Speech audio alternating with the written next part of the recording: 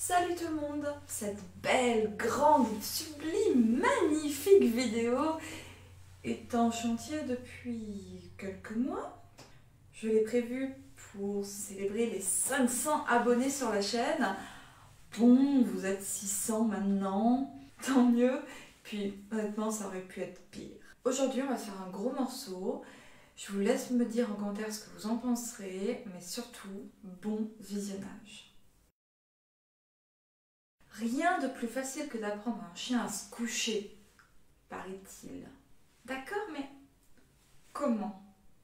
Que ce soit sur YouTube ou ailleurs, on peut trouver des tutos qui vont vous expliquer comment faire à travers quelques méthodes ou variantes de méthodes. Les auteurs promettent que ça marche, parfois avec un peu de patience, mais succès garanti. Pour ma part, je ne vous promettrai rien, si ce n'est qu'on va un petit peu décortiquer tout ça, essayer de comprendre et de voir un petit peu quelques méthodes potentielles. Premier point, tous les chiens peuvent-ils se coucher? Non. Ça commence bien. Certains chiens sont vieux, rouillés, certains ont des problèmes de dos ou de hanches, certains ont des physiques atypiques. Je pense par exemple aux chiens qui ont des dos particulièrement longs. Alors certes, ils se couchent pour dormir. Mais parfois c'est un peu laborieux, dans des positions étranges. Ok, ils se couchent. Cependant, le coucher, tel que les humains aiment l'apprendre, c'est généralement un coucher en sphinx. Bien, je suis désolée, mais tous les chiens n'y parviendront pas. C'est donc notre point de départ. Est-ce que votre chien peut se coucher? Est-ce que cette position est réellement adaptée à votre chien? Il faut vraiment prendre le temps de se poser la question. Ça peut paraître un peu bête, mais c'est fondamental. Pour ma part, j'ai décidé de ne pas travailler cette position avec Filou, 15 ans, qui a un peu raide de l'arrière-train, même s'il se couche. Ensuite, avant de poursuivre, il y a tous les prérequis. Pour apprendre une position à votre chien, il faut que 1. Il soit assez à l'aise avec l'environnement. Imaginez, est-ce que vous pourriez apprendre le poirier, une position comme une autre, on va dire, de nuit, en forêt, alors qu'il y a des bruits bizarres? Sans doute pas. La peur, l'inquiétude, le stress, ou au contraire, la joie, l'excitation, ça vient compliquer horriblement les apprentissages. 2. Il faut qu'il soit apte à l'apprentissage. C'est-à-dire que cet apprentissage doit correspondre à ses capacités intellectuelles, il faut qu'il ait un cerveau qui fonctionne à peu près, mais également à ses capacités physiques. Et nous verrons tout au long des différents tutos que suivant les méthodes, les capacités physiques, ça peut vraiment coincer. 3. Il faut qu'il soit motivé par quelque chose que vous lui proposez. Sans motivation, pas d'action. 4. Il faut que le sol sur lequel vous lui demandez soit adapté. Du coup, on évite de demander à me coucher dans une flaque d'eau ou même sur une herbe détrempée. On évite sur du carrelage ou du parquet, si ça glisse, c'est pas génial. Et pour certaines méthodes qui impliquent de la vitesse, par pitié, on évite un sol trop dur. Mais ça, on en reparlera. Je pourrais ajouter plein de prérequis pour apprendre cette position. Par exemple, la capacité de votre chien à se concentrer. S'il n'arrive pas à rester concentré 2 secondes avec vous, c'est pas ça qu'il faut bosser, honnêtement.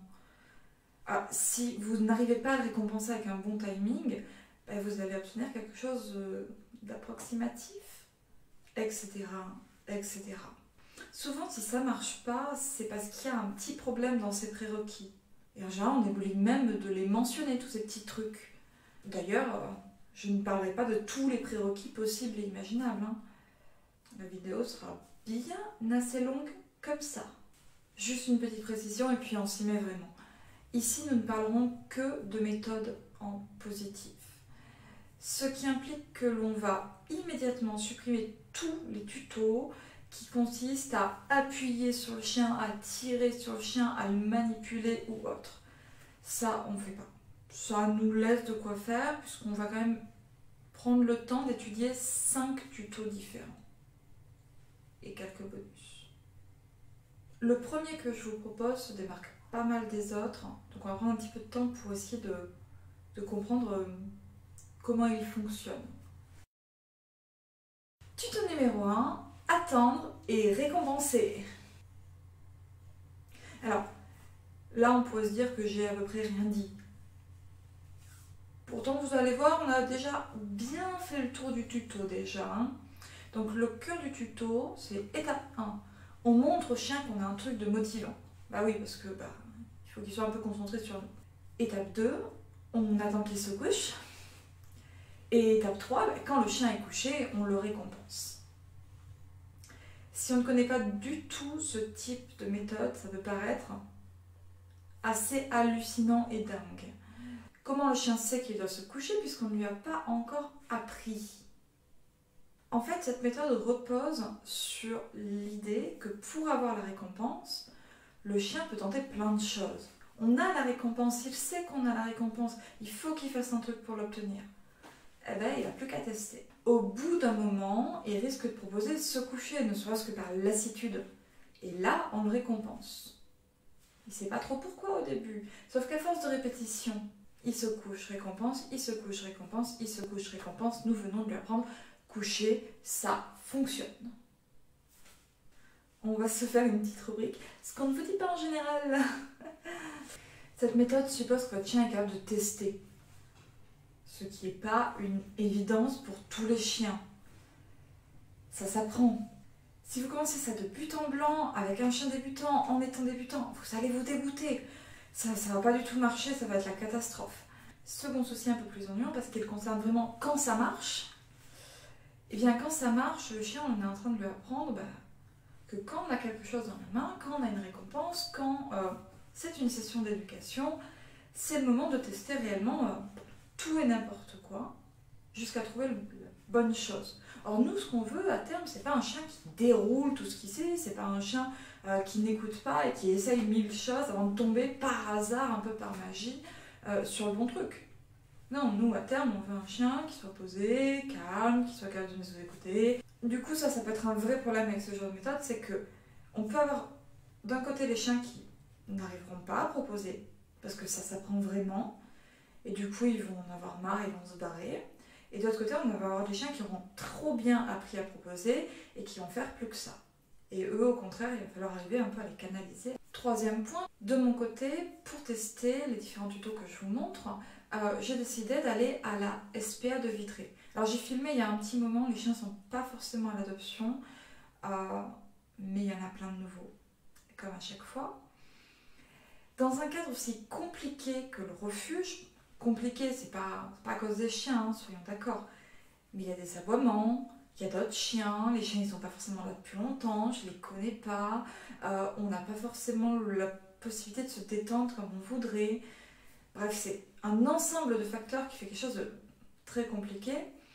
Imaginons, j'arrive, je rentre, je montre au chien que j'ai une récompense et j'attends, ça va pas bien se passer. Ni pour le chien, ni pour moi. Ils sont pas aptes. Mais cette situation-là avec des chiens qui ne sont pas aptes, en fait, c'est peut-être aussi votre situation. Si votre chien, c'est un jeune loulou qui a du mal à gérer sa frustration, c'est un chien qui gère pas ses émotions, qui s'énerve très vite, au contraire, c'est un chien qui a un peu d'appréhension, qui a un peu de mal et tout. Si vous lui montrez, vous dites « Ah, cherche, j'attends », il n'arrivera pas à le gérer. Du coup, c'est une méthode à réserver plutôt pour les plus calmes. Calme, mais capable de tester un peu, mais pas trop. Mise en pratique, réussite et échec. Alors, j'ai testé plusieurs méthodes d'affilée sur les mêmes chiens. Parce que vu le nombre de tutos que j'avais, c'était un peu compliqué de dire je vais prendre un tuto par chien. Et c'était un peu compliqué après de savoir si le problème c'était le tuto, la compréhension du chien ou autre chose. En fonction de dans quel ordre j'ai fait les tutos, les chiens y ont plus ou moins très bien répondu. C'est-à-dire que quand de but en blanc j'arrive, j'attends, non. Les chiens avec qui j'étais, j'en ai qui sont lassés, qui sont partis, j'en ai qui ont essayé des trucs mais qui n'ont pas trouvé. Ça a été très compliqué. Par contre, quand ce tuto est arrivé un peu plus tard dans les séances, Ça a très bien marché. Le chien sait qu'on est en train de se coucher. J'attends, j'ai une récompense. En ce moment, on fait ce truc-là. Il teste, c'est bon, ça paye. Une petite variante, il est possible d'appliquer une variante à cette méthode. Cette variante, elle est très intéressante parce qu'elle retire les problèmes de frustration, de chiens qui se démotivent, de chiens qui testent dans tous les sens, qui déroulent tout ce qu'il sait. On évite à peu près tous les gros écueils. Il s'agit simplement de faire de la capture. Alors faire de la capture, c'est vraiment tout bête, mais c'est très compliqué à filmer en tuto. Enfin, c'est pas très fun. On attend dans la journée, le chien se couche. Parfait, prenez-le. Donc mon chien se couche, récompense. Ouais, je lui ai pas demandé, il n'était pas au courant qu'on était en séance d'éducation, on n'est même pas en séance d'éducation d'ailleurs. Néanmoins, il se couche, récompense. On saisit simplement l'opportunité. Cette méthode, elle fonctionne bien, mais elle demande du timing, elle demande d'être présent, de surveiller, tout. Et le seul petit écueil qu'on peut lui trouver, c'est que du coup, on peut aussi capturer dans les circonstances. C'est-à-dire qu'on va peut-être avoir un chien qui va se coucher 1000 fois parce qu'il voit une vache. Alors que c'est pas du tout ce qu'on voulait à l'origine. Donc, attention quand même à ce que vous capturez. Le chien peut être super précis. Oh oui, j'ai aussi dit que les humains avaient envie en général d'un joli coucher en sphinx. À la capture, vous risquez d'avoir un coucher en vrac, n'importe comment. D'un autre côté, si vous voulez un coucher en vrac n'importe comment, la capture c'est peut-être la meilleure méthode. À voir. Tuto suivant. Tuto numéro 2. On part sur le leurre et on va rester avec le leurre un petit moment. Pour ce tuto, nous avons besoin d'un apprentissage préalable. Le chien doit savoir s'asseoir sur demande. Nous débutons donc avec un chien assis. Et j'ai trouvé 3 grandes variantes à ce tuto. Première variante, étape 1, montrez au chien que vous avez un truc motivant. Vous sentez que je vais le répéter un paquet de fois. Étape 2, bougez ce truc motivant afin que le chien le suive en l'éloignant du chien en formant un L ou en formant une diagonale. Étape 3, récompensez le chien lorsqu'il est couché. Alors là, en général, on a oublié de vous dire que le chien risque de se lever, d'essayer d'attraper avec ses pattes. Si le chien essaie d'attraper avec ses pattes, en faisant L, vous avez intérêt d'aller beaucoup plus loin que prévu. Parce que sinon, il n'y arrivera pas. Et il peut aussi ne pas du tout comprendre la logique, vous voir faire. Alors là, moi, ton énigme, j'ai rien compris. Seconde variante, montrez au chien que vous avez un truc dans la main qui le motive. Bougez ce truc motivant pour que le chien le suive en descendant en ligne droite depuis le nez jusqu'au sol. Récompensez lorsque le chien est couché. Alors là, le chien, il peut avoir vraiment du mal à se coucher sur place. Il est assis, lui demander sur place de se tasser comme ça. Alors, ça va pas faire un coucher très beau dans tous les cas, donc pas en sphinx. Mais surtout, c'est pas super confort. Il y a pas mal de risques qui se relèvent. Et puis, encore une fois, il peut juste ne pas comprendre. Troisième variante, la dernière. Montrez au chien que vous avez un truc motivant dans la main.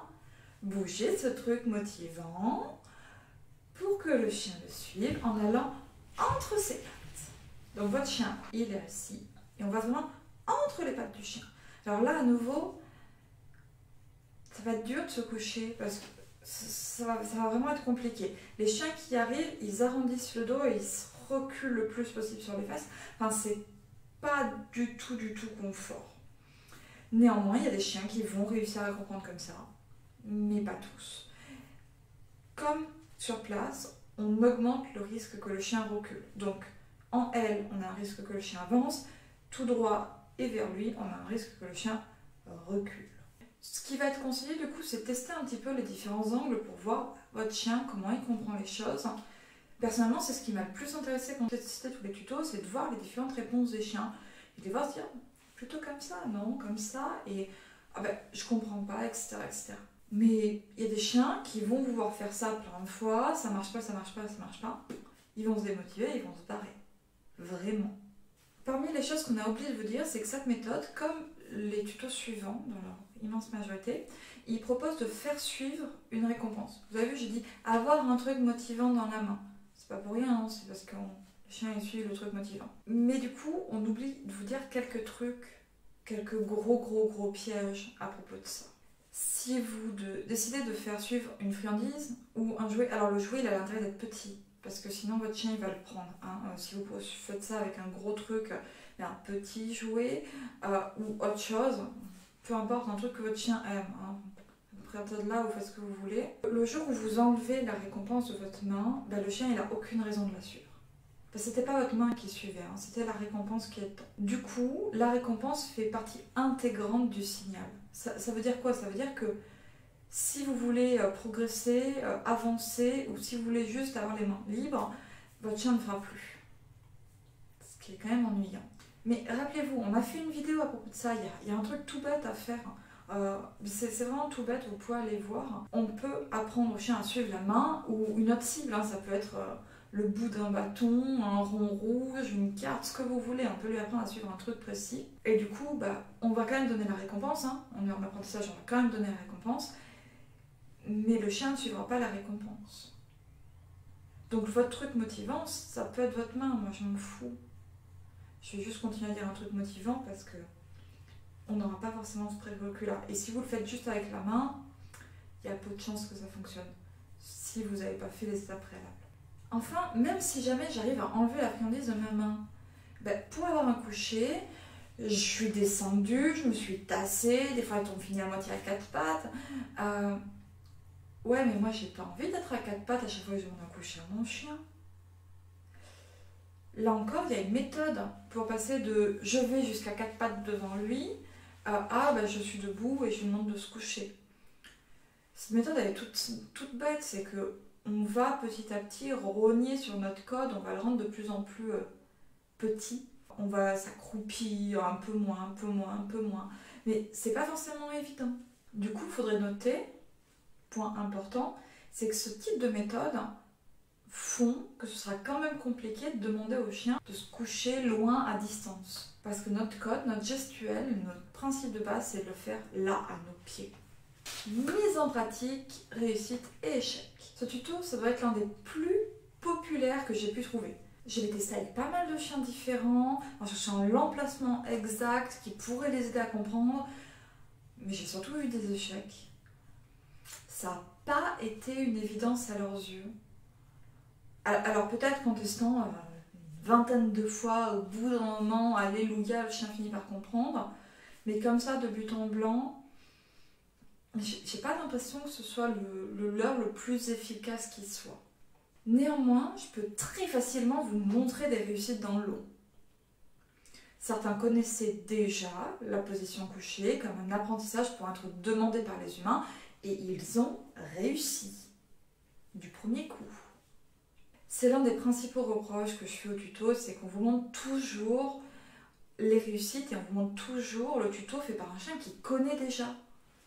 Ou un petit loulou bien à l'aise pour les plus joueurs. Ouais, mais tout le monde n'a pas un chien comme ça, enfin.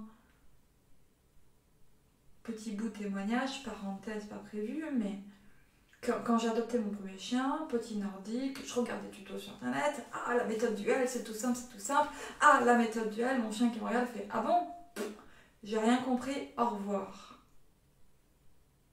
J'avais appris assis en 5 minutes. Je dis ah, cool, c'est bien et tout. Et puis là, non. Et pas qu'un peu, hein.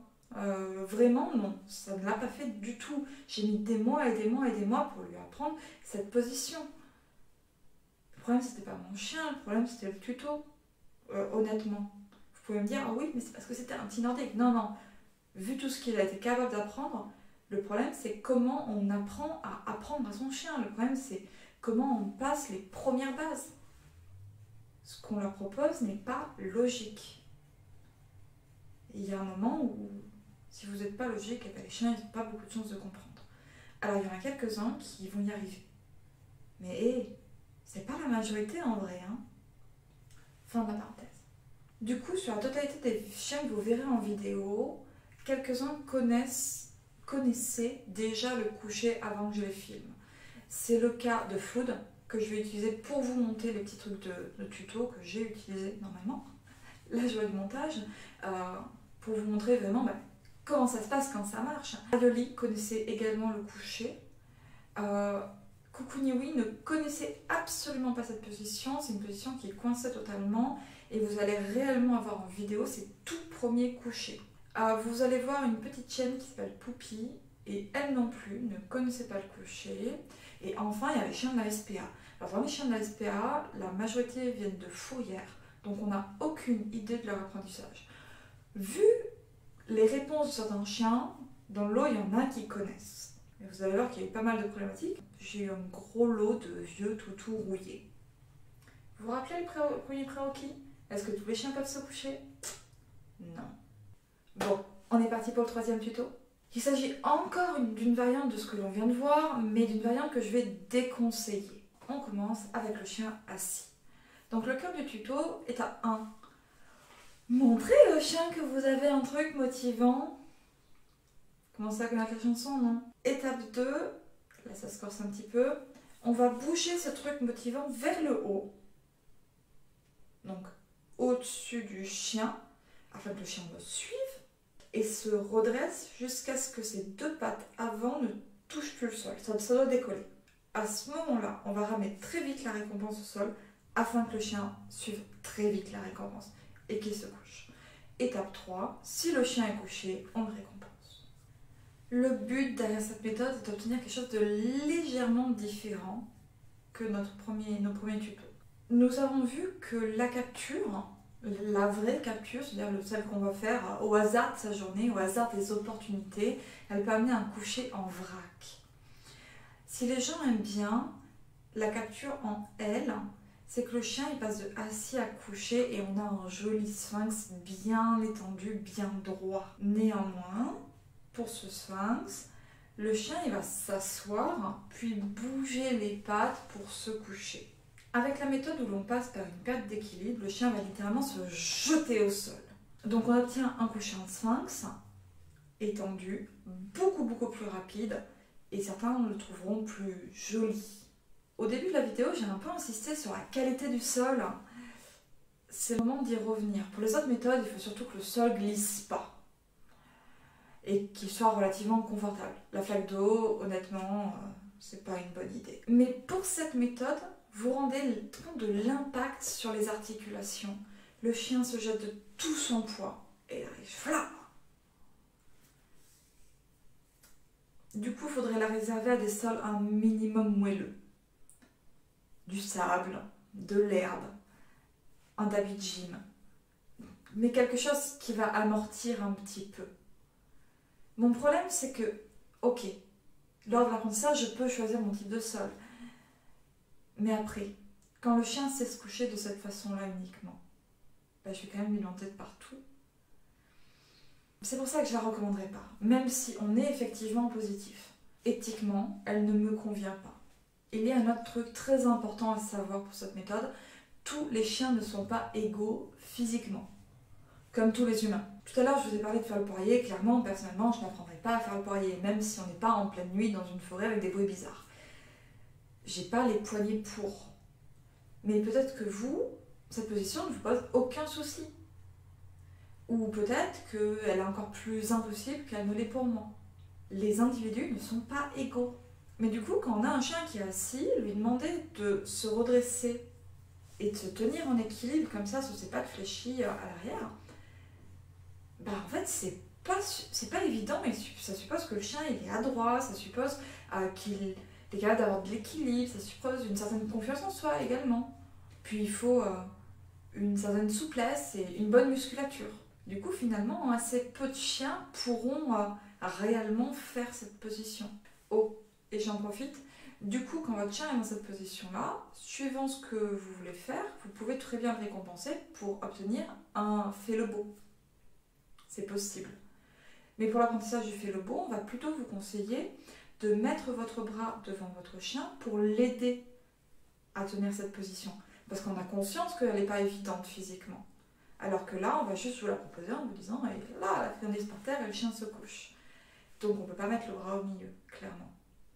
Alors, je n'ai testé cette méthode qu'avec 3 chiens, car le sol de la SPA ne me convient pas du tout pour faire ce type d'exercice. Et au final, tant mieux. À la maison, j'ai vraiment pas aimé l'expérience avec Aioli. Elle a essayé, mais elle n'a pas réussi. Dès que j'ai vu que ça passait pas, j'ai arrêté, hein, j'ai coupé court.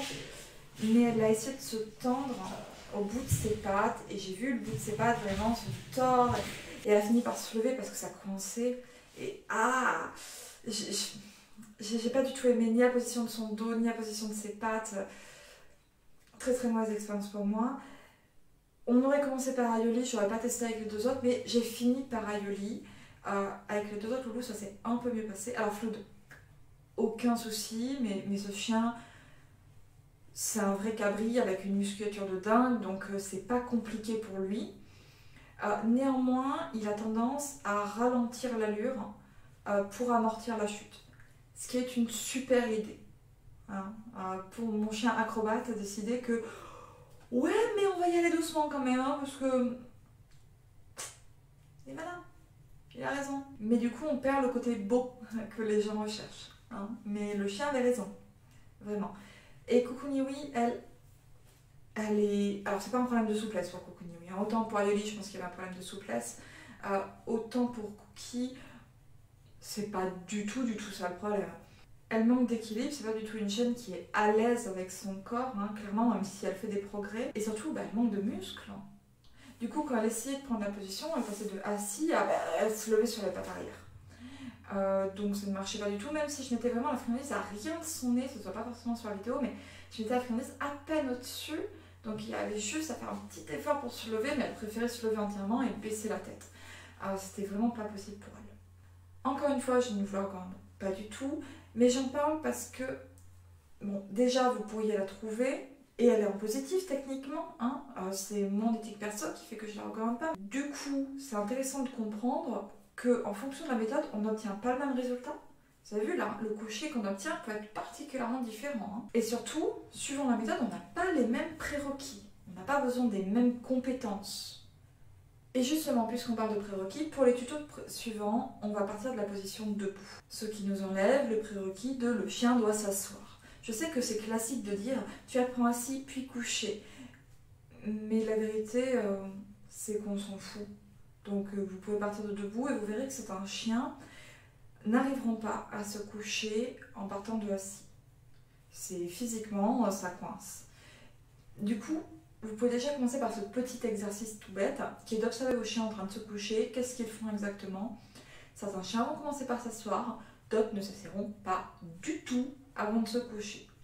Tuto numéro 4. Et nous sommes toujours au leurre. Mais du coup, on commence par le debout. Le cœur du tuto. Étape 1. Je vous laisse deviner.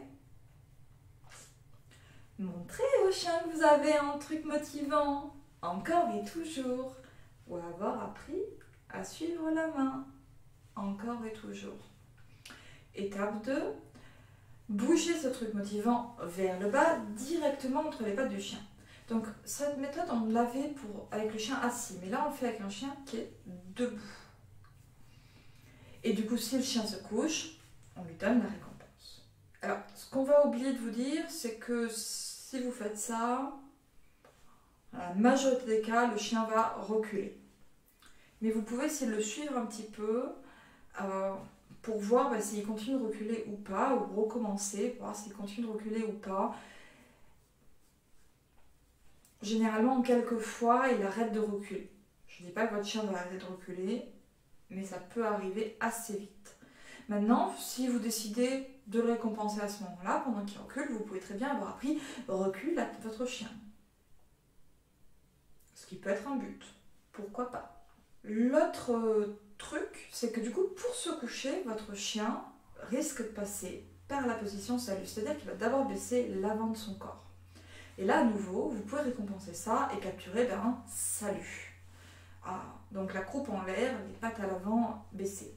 C'est pas une position d'appel au jeu. Si vous faites très très attention, vous allez remarquer que quand les chiens s'étirent et saluent, ils ont une position particulière et quand ils se font un appel au jeu, les pattes ont tendance à être beaucoup plus écartées. Et pour le coup, blam, contrairement à un truc plus délicat pour s'étirer. Vous observerez. Si le but est que le chien se couche et qu'il se met dans cette position de salut, on peut juste attendre que le popotin soit un peu lourd. Certains chiens vont décider de ne jamais baisser le popotin et finiront même par se relever et partir parce que ça les aura gavés avant. Du coup, pour les premiers tutos, alors pas le tout premier, où le chien peut se coucher comme il veut, mais tous les tutos qui partaient de assis, le chien baisse d'abord l'arrière de son corps, puis l'avant pour finir couché donc en sphinx. Plus ou moins beau, mais c'est l'idée. Là, le chien, il va pas du tout faire ce mouvement-là. Au contraire, il va d'abord coucher l'avant, puis baisser l'arrière. Donc visuellement, on n'obtiendra pas du tout la même chose. Mais il y a un petit avantage à cette position, un petit truc que personnellement j'aime bien et que je trouve pour le coup joli. C'est que donc votre chien qui va apprendre à se coucher comme ça, sans bouger les pattes, il peut se relever et se recoucher, sans bouger les papates. Du coup, on peut voilà, avoir ce mouvement super fluide. Alors moi, cette méthode, c'est ma méthode préférée, je vais être très honnête, parce que du coup, elle demande très peu de prérequis. Je la trouve très douce avec le corps. C'est un mouvement qui peut être lent, qui peut être délicat. Le chien, il peut faire un petit peu comme il veut quand même. Il peut baisser l'avant et l'arrière en même temps, il n'est pas forcé de se cambrer. Enfin, j'aime bien ça, et en plus, elle fonctionne très bien. Vraiment, hein, mise en pratique, réussite, échec. Réussite et réussite. Je m'y attendais pas du tout, c'est une méthode que je connaissais pas bien, mais c'est la méthode avec laquelle j'ai eu le plus de réussite, mais de loin. Alors beaucoup de chiens reculent, mais en quelques positions, ils comprennent que c'est pas le but et c'est bon, ça passe. C'est pas miraculeux, certains chiens ne comprendront pas, d'autres vont être trop rouillés, d'autres ne peuvent physiquement pas le faire, mais c'est vraiment la méthode avec laquelle j'ai eu le plus de résultats. Allez, on enchaîne avec un petit tuto que j'aime moins. Vous le connaissez bien, celui-là normalement. Il s'agit de faire un leurre sous la jambe. Alors là, on peut partir avec un chien assis ou un chien debout, ou au final, peu importe. Par contre, vous allez devoir être par terre. Vous allez devoir être par terre et il va falloir que l'une de vos jambes ou vos deux jambes forment un pont. Et c'est là que bosser sur un seuil mouillé, bizarrement, vous n'avez plus envie. Soyons empathiques, les chiens non plus, ils n'ont pas envie de bosser dans l'eau. Donc le cœur du tuto. On se met en position, puis montrez au chien que vous avez un truc motivant. Ouais, encore. Bougez ce truc motivant pour qu'il glisse doucement sous vos jambes, qui seront placées de manière à ce que le chien doive ramper pour passer en dessous. S'il passe juste la tête, ça suffit. Ou juste le bout du museau. Certains chiens vont aller jusqu'à passer les épaules. Plus, c'est vraiment pas nécessaire. Étape 3, si le chien est bien dans la bonne position, donc s'il est couché, récompensez-le. Ouais, lui aussi, vous commencez à le connaître. Cette méthode, elle est populaire, mais néanmoins, il y a un petit nombre de choses qu'on ne vous dit pas. Par exemple, si vous allez trop vite pour passer sous vos jambes, le chien va juste faire le tour, voire sauter. Ça peut arriver. Si vous y allez doucement, il devrait a priori rester du bon côté et du coup ne pas sauter. Mais si vous attendez trop sur un chien, il va se démotiver et partir. Mais du coup, pourquoi j'aime pas ce tuto?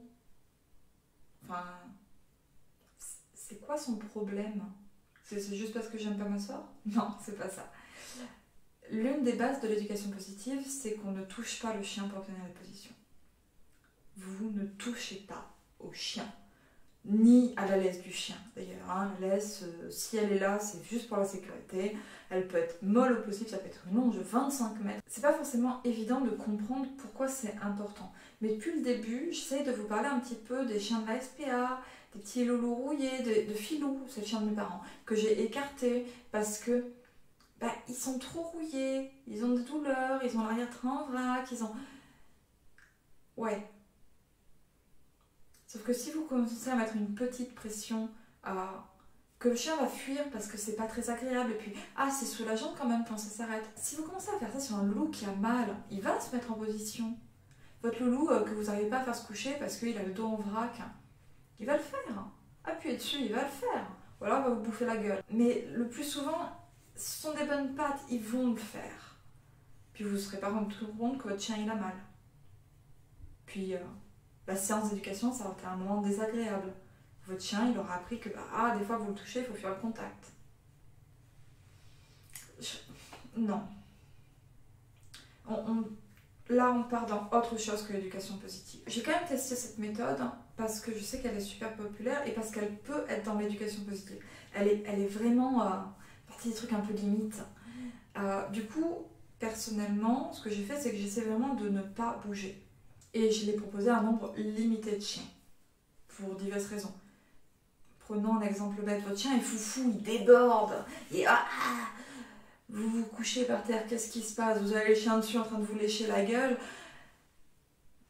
Bon courage, ça va être compliqué. Donc je l'ai proposé à mes chiens qui sont à l'aise avec moi, qui vont pas avoir de difficulté à passer sous mon corps ou vraiment à s'approcher près de moi dans des positions qui sont pas forcément polies. Et mon idée c'était vraiment, je me mets dans une position, je leur propose comme si j'étais une espèce d'énigme, ils peuvent la résoudre ou pas. C'est à eux de décider. Notons que si jamais votre jambe elle fait un pont qui est trop grand, votre chien il peut juste apprendre à ramper en dessous entièrement. Donc vous pouvez vraiment le faire traverser en rampant. Et à nouveau, pourquoi pas, hein, si c'est un apprentissage qui vous plaît, faites-vous plaisir. Juste faites attention de bien ne pas toucher le chien. Je sais que cette méthode est particulièrement appréciée parce que vous avez peut-être remarqué, mais depuis le début, on a deux problèmes principaux. On a les méthodes où la récompense, ou la main, ou la cible, ou ce que vous voulez, va vers le chien et il est tenté de reculer. Et on a les méthodes où la cible, la main, la récompense, à nouveau ce que vous voulez, s'éloigne du chien et il a tendance à avancer. Et avec cette méthode, à part se coucher, il ne va pas pouvoir faire grand chose. On est complètement statique, on propose vraiment un truc avec très très peu de mouvement. Donc pour le chien, c'est moins facile de se tromper. Par contre, vous vous rappelez, on a parlé du fait que au leurre, à la main, à un moment, il faut retirer le code gestuel. Pour ça, on s'accroupit de moins en moins et tout. Ouais. Là, vous êtes par terre avec une jambe, voire deux qui forment un pont. Alors pour diminuer ça petit à petit, bon courage. Envoyez-nous des vidéos. Je pense qu'on va rigoler un petit peu. Du coup, pour son aspect très très limite avec l'éducation positive, je ne vais pas vous la recommander. Elle existe. Vous en faites ce que vous voulez.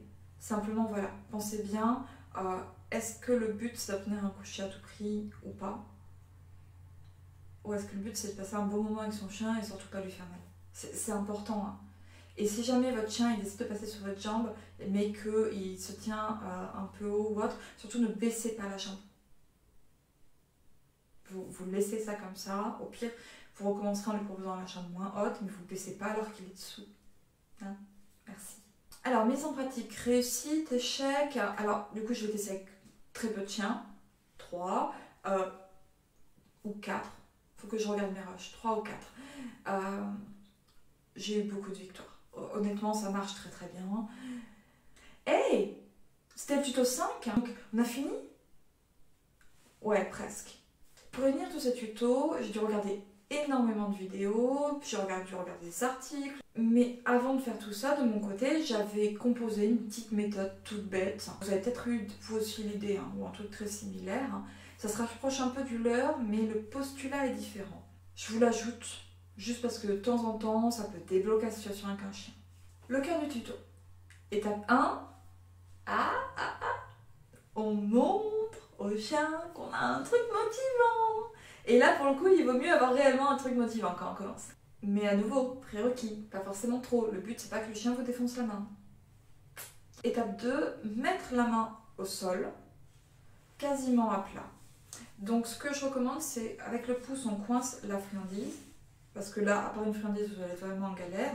Et vous allez coller votre main au niveau du sol. Vous pouvez laisser un petit peu d'espace. Pas trop. Et à partir de là, on attend. Et du coup, on récompense si le chien est couché. Alors là, on se rapproche un petit peu du tuto numéro 1.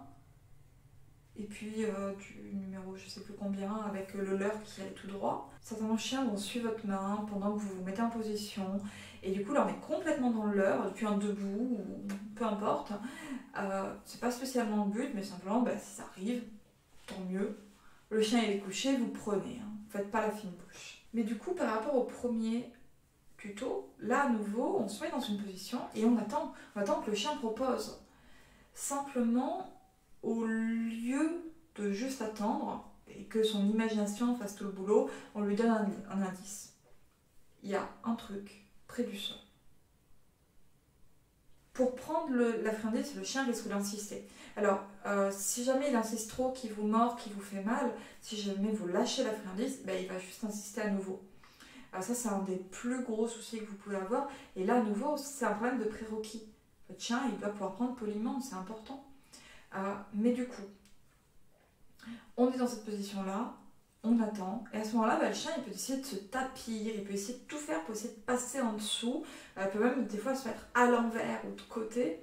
L'important, c'est qu'il est par terre, le corps du chien est au sol, on prend. Cette méthode, elle présente un risque de frustration, donc je ne l'ai pas faite de partout. C'est pas forcément un truc que je recommanderais avec un chien qui a du mal à se gérer, qui n'est pas collé pour prendre des récompenses.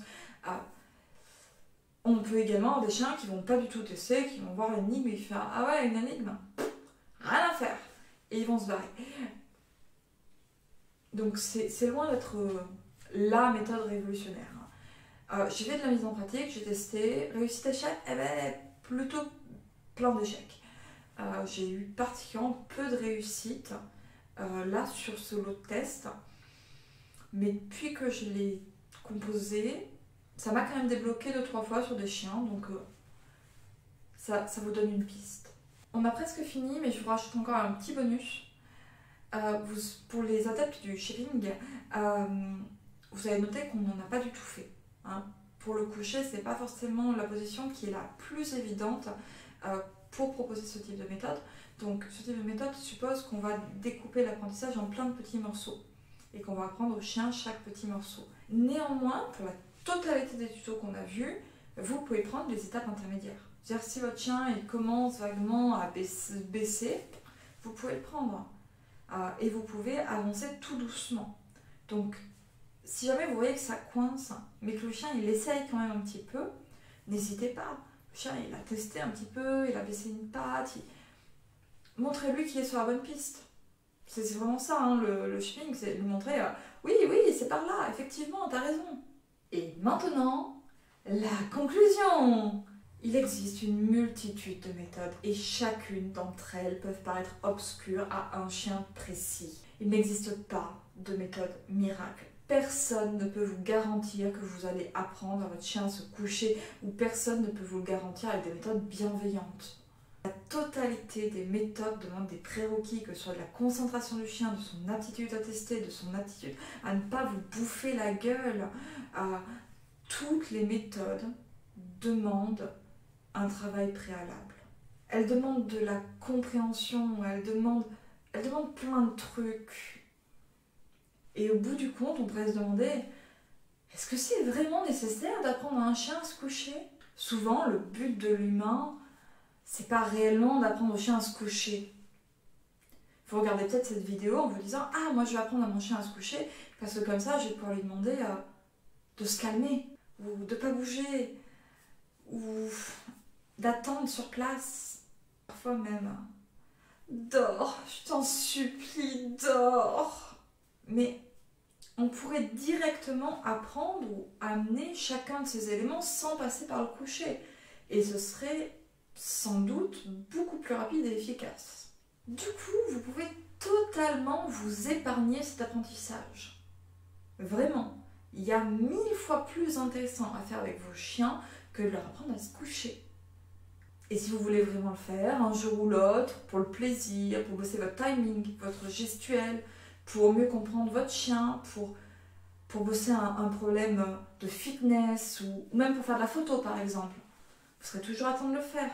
Mais est-ce que c'est vraiment le plus urgent, le meilleur choix ?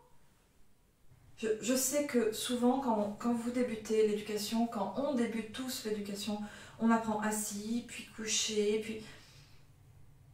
Honnêtement, oubliez assis, oubliez couché, apprenez à vos chiens à être calmes, polis, à demander sagement, à pas sauter sur vos portes, à enfiler leur harnais, à être manipulé. Le medical training, bosser le medical training, vous aurez des milliers de trucs à apprendre, 1000 fois plus passionnants que coucher.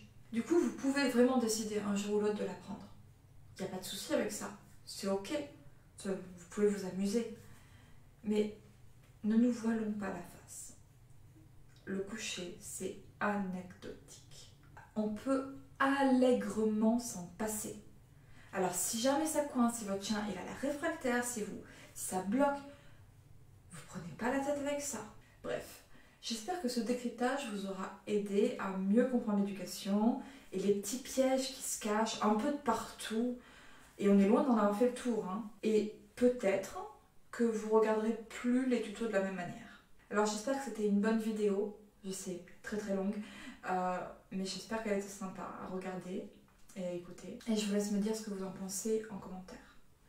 J'en profite également pour remercier tous les gens qui me soutiennent sur Patreon. C'est sympa, d'autant plus qu'il n'y a pas de vidéos très régulièrement. Je vais essayer d'être un peu plus sérieuse, mais je ne promets rien du tout. Donc merci vraiment vraiment à vous. Ça couvre une partie des frais de une.fr. Merci, merci et à bientôt.